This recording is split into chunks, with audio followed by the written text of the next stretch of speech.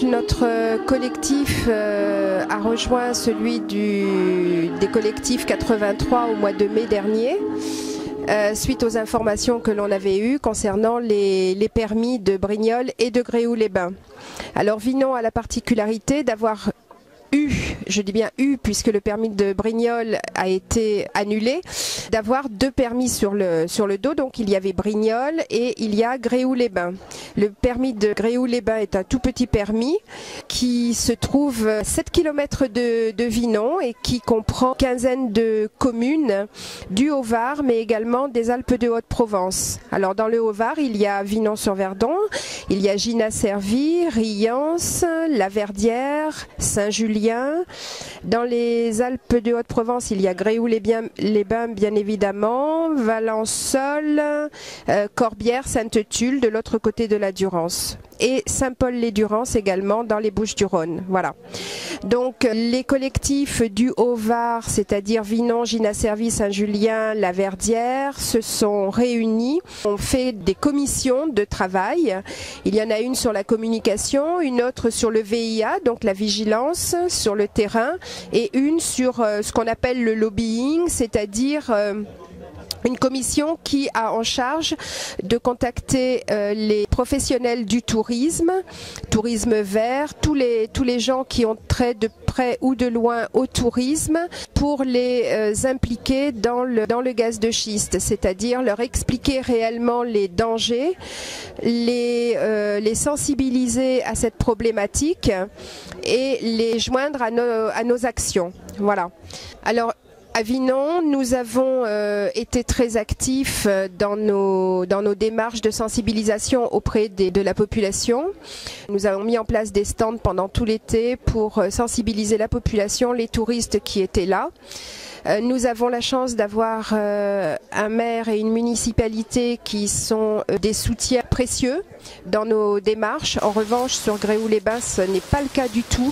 Le maire de Gréoux-les-Bains n'est absolument pas, c'est pas qu'il ne soit pas sensibilisé, mais il ne fait absolument rien pour aller dans notre sens de faire attention en fait au gaz de schiste. C'est bien dommage.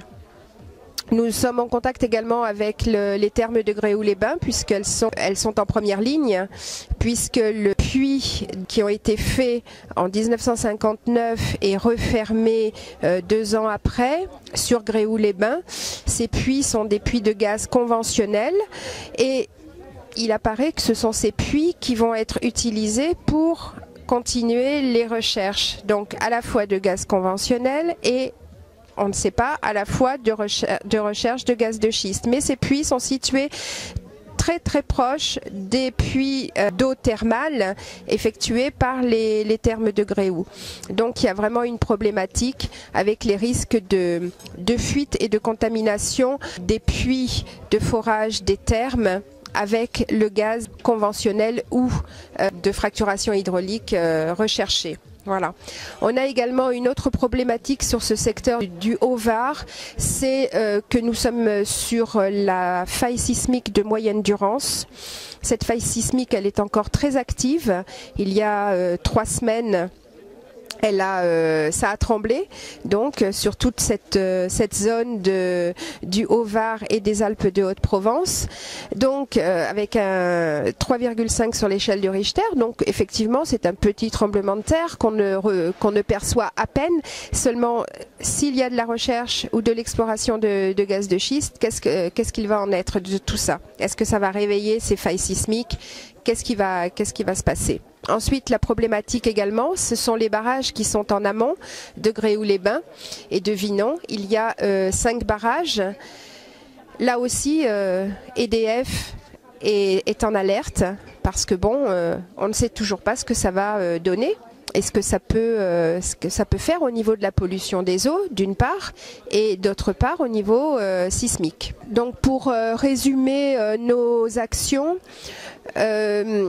suite au discours du président François Hollande qui annule 7 permis en France, nous sommes toujours vigilants. C'est peut-être un répit de 4 ans, on ne sait pas. Moi, je reste persuadée que les pétroliers vont à nouveau se manifester. Ils ne vont pas lâcher comme ça la poule aux œufs d'or. C'est vraiment un combat, le pot de terre contre le pot de fer. Le pot de fer, il est énorme. Le pot de terre, il est tout petit. Mais quelquefois, ça marche. Alors, on verra.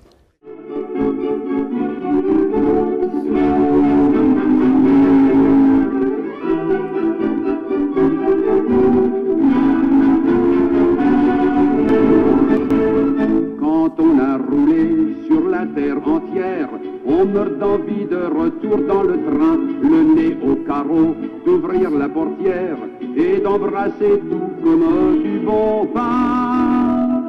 Ce vieux clocher dans le soleil couchant, ça sent si bon la France.